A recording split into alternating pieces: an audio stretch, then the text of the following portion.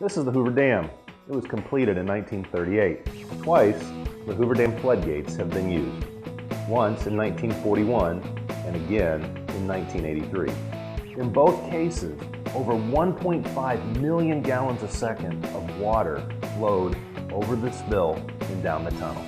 While in use, the waterfall created enormous damage to the spillway walls, resulting in huge repair costs.